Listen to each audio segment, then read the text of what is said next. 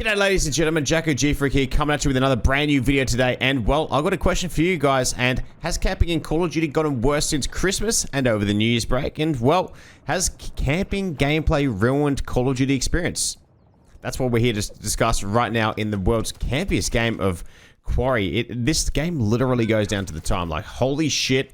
I've loaded into my second game after a couple of weeks off. And my lord, I'm met with the campiest game of Team Deathmatch on Quarry ever. This guy is raging in the background. I don't know if you guys can hear that person right now, but our teammate's losing it.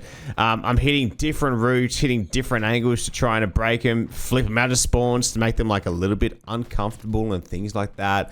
I'm trying to hit different angles, you know, where they spawn in. But holy shit, man, that like, what is going on? It is rampant right now. It is actually getting ridiculous. I don't know if it's new players come to the field, if it's Christmas noobs, if it's people that are smurfing, if it's people that have reset their account and just tried to go and do something else and just try and get the best KD ever. I don't even know. I have no idea. Now, no one uses their left stick in this game, and it's showing. It's pretty bad, making the game pretty unenjoyable, and the main way to counter it is like routes, you know, kill streaks, I guess, slow pushes, which slows the gameplay right down, like a lot.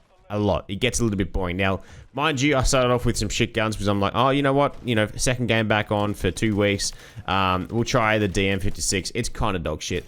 I ended up changing out of it very shortly after this, just to I can't remember what it was, the TAC Q, which is like the LMG and stuff. But like, honestly, man, I'm turning this TDM game into an S&D like game, like having to check every corner, every box, every room, one kill for then someone else runs in and you die, and do it again to the score or the time is reached, which in this game we come within like seconds of that happening instead of hitting the score, which is crazy because our teammates like see it as 99 and they just start sprinting. But like, damn, son, like, it's crazy. Now, I'm not sure if these players are Christmas noobs or, you know, anymore, or these players have just been around for a while and just sitting in corners trying to lift their KD. I have no idea. And I get it. I understand that. And I think that we've all been there.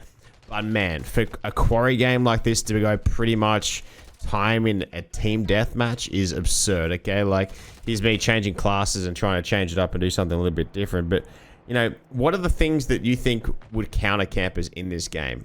Because I tried plenty of things. I feel like someone like myself with a bit of an ego in this game, as you just want to retail stuff. It's a little bit stupid, and sometimes I don't think clearly on what to do. But most of the time I do, you know, I kind of really don't care about my KD in this game, especially after going for those camos. But maybe it was something Activision was hitting me with, you know, some slow players, you know, hey, we see Jacko's kind of fast, you know, so I'm having to run around a bit more, run around the map, catching me out of position. And I'm pretty sure they have all your map weaknesses as well across the map, pools, and, you know, where you die the most, and from what side of spawns, and from what type of players. It's literally that complicated as hell, their patent that Activision have. It's actually crazy. So much so that they still haven't even talked about it yet. And they'll talk about it another day, even though it's weeks into Season 1 when they said that they would, and they haven't. Now, look, this brings me on to the other topic as well. Now, as we enter the end of the honeymoon phase, you know, the honeymoon phase, which is when something's new and you're just like, well, this is the best game ever, and then you get to the end of it, like an ex-girlfriend, you're like, nah, and this ain't good. I want out. Now, the player base will drop off. Now, we smash out zombies, multiplayer, Warzone, all the camos for both zombies and multiplayer. I myself have achieved that weeks ago, about 3 weeks into the game cycle, and I felt pretty completed, for sure. But then I was like, what else can I do? There's no going past level 55 at the time. Obviously, now it's up to 250, which, just do it to start with, man. Just do it to start with. I would be so much of a higher level if I could have done that earlier. You know, like in the first 24 hours, I was max level of the game. No, not even 24 hours. In the first, it took 12 hours with double XP to rank up to level 55. It was crazy. No more achievements to complete. I had zombies, but I'm not massively into it, and I haven't really played it too much. But I do know that it is good fun. I do know that it is good fun. It's probably the best zombies that has been around. So it's very like a Tarkov-esque type of game where you drop in. If you lose something, then you lose it forever and stuff like that. But look, and Warzone was around the corner as well. So I stopped playing as often because I didn't have to do the camo grind, and I felt like I didn't have that chore to do every night. Because it became a chore with those SMG stuns every night. That was actually absurd. That was crazily painful, that one. Now, Warzone's out, and I've grinded that a lot. And it's been great fun. I really do like it, and I'm finding there's nothing new to play for, though.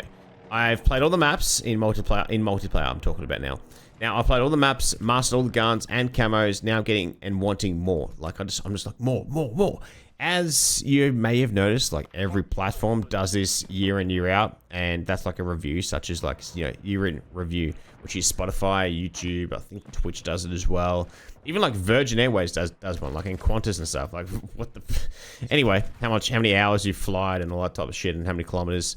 Probably knowing them, how much like pollution you put out there too, make you feel bad a little bit, you know what I'm saying? But Steam has one as well, and I didn't get that one because I don't really play games on Steam, especially since COD came out. I was playing a ton of Apex Legends, which has been great because I, you know, brought that skill over to Call of Duty as well. But I'm also on a Battle.net side of things when it comes to Call of Duty and those Activision type of games. Now, I'm not sure what the difference is, but I do like to keep up on Call of Duty on Battle.net and other games in Steam. Now, I wish that they had that. You know, I know that I grind COD hard in the first few months and then taper off slowly, come back for a new season. But maybe, or ranked, you know, that's when I come back. But maybe until the next COD and we wait, you know, towards the end of the middle of the year, and Call of Duty League dies 6 months out, and there's just nothing to play for with Call of Duty. Now, I remember years ago with Call of Duty Cold War, they were updating the shit out of that game. There was a lot of issues with it, fixed a lot of things, and then complete silence for 2 months. Just zero. Just absolute zero. Now, that was quite confusing because whilst everyone was on holidays, there was no updates going out. Now, I get it. The devs are worked to death. They go hard. They're great people. Having to do all the checks, getting it right, make sure it launches, servers work, how it looks. If you know, doing the zeros and the ones and the twos, that seems like some crazy shit. So respect to anyone that can do that and is that talented in life that to be able to achieve that. Now, making sure that things like that work is great, but it shoots everyone in the foot when all their hard work's done, and it's then undone so much faster when all the momentum is sapped out of the game due to the irregular updates and the support whilst the devs are on obviously a well-deserved holiday. Now, I feel like there needs to be like 2 crews or something. I obviously don't run the management there. I'm not one of the bosses there, but they have so much great momentum and great media feedback about the game at launch, but then it just turns to nothing. It just goes to zero. You don't hear anything of it, and it's crazy. It's crazy sad for the game, and as a passionate person like myself in Call of Duty, it's annoying. It's frustrating, and you know, as you look at channels across live streams and whatnot, the game does die off. And quite a lot. It falls quite a lot. And there's not that many fun things about the game to broadcast to audiences, as it's the same shit over and over again. Now, it isn't as fun anymore and fresh, which I understand that. And that's up to the devs to create that. And, you know, I totally respect everything that they do all the time because, you know, kudos to them. Now, I think that random events here in Modern Warfare 3 are great, and so far a solid vibe. They've been great. They have been great. The ray gun gameplay stuff seems cool, and I hope not everyone is super burnt out. And the lobby matchmaking is hard to come by, especially in Oceania. That's why I do not want the burnout, because you know you've got 9 different lobbies for Warzone, for example, which is 900 players just to fill up a full Warzone game, which is crazy, man. And we're not going to be able to get that in Oceania because the player base is so divided, and it just needs to be compacted and confined a bit more now. Now, the game slowly is undone and does die. You know, from Season 1 to then Season 2, Season 3, and so on. And look, the Modern Warfare 3 roadmap compared to Modern Warfare 2 roadmap is far different for sure. It's way more superior and way better, more dense. Now, how many of you out there are like me, grind the game, grind, do everything, smoke it out of the water, and then are left with a schlong in your hand wondering what's the next move? It's a vicious cycle, and skill-based matchmaking is crazy cycle. It detects sprint time, play time, how much you move around, how much you shoot, player count, numbers, score per minute. Should I go on? I think it happens to us quite a lot out there, and it's not an uncommon thing to, you know, for us to happen to, you know, sure, you fall into the same trap each year. However, you know, it's one of those things that you kind of overcome because there's a new game, you know, with the yearly game cycle. Now, what do you think that they could do differently, you know, to make the game more engaging? and enjoyable to play and consume their product? Let me know. Let me know in the comment section below. That's just my little bit of a rant. Thought I'd go on whilst I jump onto this game here. Very campy, and this guy's letting the other team know what's up. But look, I'll catch you guys on the next one. Remember to be safe. Stay strong as always. Boom, baby. Peace.